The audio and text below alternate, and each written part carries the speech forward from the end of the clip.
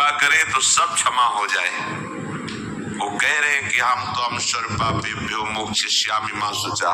नहीं तो आपका जो कर्म प्रकाशित नहीं हुआ है और आपने पाप कर्म किया वो गुप्त है, वो नष्ट नहीं हुआ, वो भयंकर रूप रख के तैयार है, अपने समय पे तुम्हें नष्ट कर देगा। एक 45-50 वर्ष की अवस्था के थे। अब उनको ज्ञान हुआ कि हमारे द्वारा बहुत अधर्म हुए हैं, अब सब छोड़ो, अब सत् कार्यों में लगो। तो उनके सामने एक स्वर्णकार का मकान था। वो बहुत ही कपटपूर्ण व्यवहार करता था। भोले भाले लोगों को असली स्वर्ण लेकर के केवल स्वर्ण का लेप करके अलंकार बेचता। अगर कोई जानता तो कुछ राज कर्मचारियों को अपने लेदे के अधीन की हुई था और उसको कुछ नहीं होता। तो जो राज कर्मचारी उसके रहस्य को जानते थे वो रात में ड्यूटी देते थे। उन लोगों ने सोचा कि इतना धन इसने इकट्ठा किया है, अगर हम इसको मार देते हैं और इसका स्वर्ण ले लेते हैं तो कोई रिपोर्ट करने वाला भी नहीं होगा और हम बहुत धनी हो जाएंगे। अधर्माचरण करने वाला कभी सुखी नहीं हो सकता। स्वर्णकार अधर्म आचरण कर रहा था तो उसके अधर्म आचरण में सम्मिलित होने वाले राज कर्मचारियों ने उसे मार दिया, उसका स्वर्ण ले लिया, धन ले लिया और उसे बॉक्स में बंद करके वो निकल ही रहे थे कि वो जो धर्म पे चलना ठाना था उन्होंने देख लिया। बाहर निकले, उनका ये क्या है, अब वो तो फंस गए क्योंकि बॉक्स में उसकी लाश थी और सब बैग झोला में स्वर्णाभूषण धन था। उन्होंने तुरंत उसको कहा, आवाज मत दीजिएगा, देखो हम तुम्हें हिस्सा दे देंगे, ये जो धन हमारे पास है इसको हम 3 हिस्से में बांट लेंगे और इसको हम नष्ट कर देते हैं, कोई जानेगा नहीं, हम राज कर्मचारी हैं, किसी तरह का फसाव नहीं होगा। उन्होंने कहा, ये मैं अधर्म का कार्य नहीं कर सकता, मैं तो अब हल्ला मचाऊंगा, सबको बुलाऊंगा और बताऊंगा कि तुमने इसकी हत्या की है और इसका धन अपहरण कर रहे थे।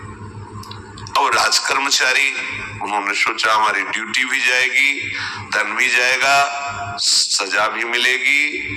दोनों ने इशारे में ही बात कर ली और हल्ला मचा के दौड़ पाए, पकड़ो इसे, पकड़ो, जाने न पाए। उसे पकड़ लिया, लोग इकट्ठा हुए, क्या हुआ, देखो ये धन अपहरण करके जा रहा था, इसकी हत्या कर दी।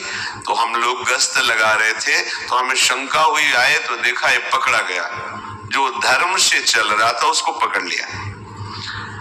अब तो प्रमाण, राज कर्मचारी खुद गवाही देने के लिए तैयार, उसे बंद किया गया, मुकदमा हुआ। वो बार बार जज के सामने यही कहता था, जिसकी कसम खाओ हम कसम खा लेते हैं, हमने बिल्कुल ये कार्य नहीं किया, ये लोग ये कार्य कर रहे थे, हमने इनको रोका तो इन्होंने मुझे साझेदारी के लिए, पर मैंने वो स्वीकार नहीं किया तो फिर इन्होंने ऐसा किया, पर उसकी कौन बात माने। राज कर्मचारी गवाही, मुकदमा लंबा खिंचा, उसे जेल में रखा गया। हर बार आके वो यही प्रार्थना करता, कई वर्ष तक चलता रहता मुकदमा, जेल का उसे बड़ा कष्ट भोगना पड़ता। वो विचार करता कि मैं अगर हिस्सा ले लेता तो बच जाता, लेकिन धर्म से चल रहा था तो देखो मुझे कष्ट भोगना पड़ा। मुझे लगता है भगवान के दरबार में न्याय नहीं है, धर्म रक्षा नहीं करता, ऐसा लगता है।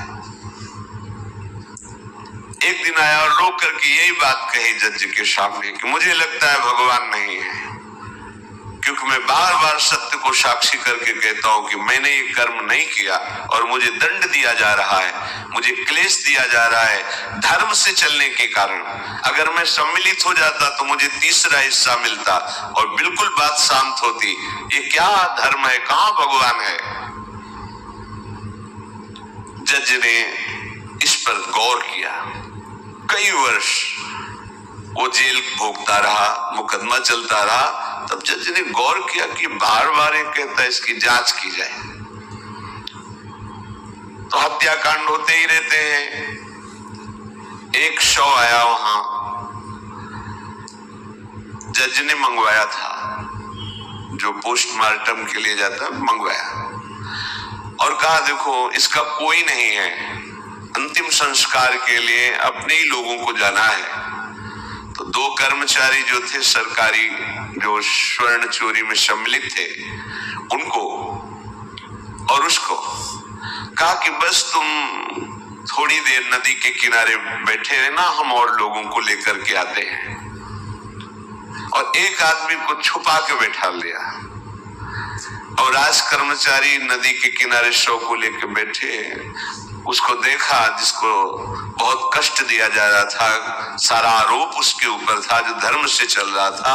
उसे कहा माना नहीं ना, अगर मान लेता तो तीसरा हिस्सा भी मिल जाता, बात वही खत्म हो जाती है। देखा, फंसा दिया, तेरे को आजीवन कारावास मिलेगा, कोई नहीं बचा सकता तेरे को। मेरी बात नहीं मानी, कह रहा था हल्ला मचाऊंगा, ऐसा वैसा, अब भोग। तो जज के द्वारा जो एकांत में बैठाला हुआ आदमी था, उसने पूरी बात सुनी, इसीलिए नाटक रचा गया था। तीनों को बुलाया और कहा तुम निर्दोष हो उस धर्मात्मा से। स्वयं इनकी आवाज से हमने सुना, ये कह रहे थे जो तुम बात कह रहे थे। तो उसने कहा कि ये तो ठीक है, अब निर्णय ठीक कर दिया, लेकिन अब कई वर्षों से मैं दंड भोग रहा था, ये कौन सा न्याय है? किस अपराध के कारण? मैं तो धर्म से चल रहा था, इसमें किंचन मात्र मेरा कोई अपराध नहीं था, फिर कई वर्ष से मैं सजा क्यों भोग रहा था? बार बार प्रताड़ना, नाना प्रकार के कष्ट क्यों भोगा मैं? जज ने कहा तुम हृदय को साक्षी करके बताओ, क्या कोई ऐसा अपराध किया है जिसका प्रकाश ना हुआ और तुम्हें दंड ना मिला हो? हम अब उसका कोई दंड थोड़ी तुम्हें देंगे, लेकिन तुम्हारे अंदर जो भगवान के प्रति आरोप है उसका निराकरण हो जाएगा। उसने कहा हाँ, यौवन अवस्था में मैंने किसी स्त्री को ऐसा ऐसा, और वो विरोध करने पर भी उसे मार दिया और आज तक बात कोई प्रकाशित नहीं हुई। तो बोले फिर भगवान को क्यों दोष देते हो? वो कर्म तुम्हारा दंड अगर मिल जाता तो नष्ट हो जाता, वो कर्म सुरक्षित है। उसी कर्म ने तुम्हें यहाँ अधर्म ना होने पर भी फंसाया और देखो तुम्हें भोगना पड़ा। तो निश्चित समझो, यदि आप अधर्म के द्वारा कोई भी सुख साधन करेंगे तो आप नष्ट होंगे। अधर्म के द्वारा आप धन आदि छीनना चाहेंगे तो आप नष्ट होंगे। अधर्म कर दिया है और उसका प्रायश्चित नहीं हुआ तो वो कर्म सुरक्षित है। ऐसी जगह फंसाएगा जहां 100% आपने कोई अपराध नहीं किया पर आपको उसका दंड भोगना पड़ेगा। फिर आपको लगेगा कि न्याय में अन्याय हो रहा है, कोई भगवान नहीं है। देखो मैंने बिल्कुल कसम खा के कहता हूं पाप नहीं किया, पर ये पाप का जो आरोप लगा वो पूर्व पाप आकर के तुम्हें दंडित कर रहा है। अब इस कर्म विधान को ये बहिर्मुख लोग क्या जानते हैं? तभी कहते हैं अरे कहां भगवान, कैसे भगवान?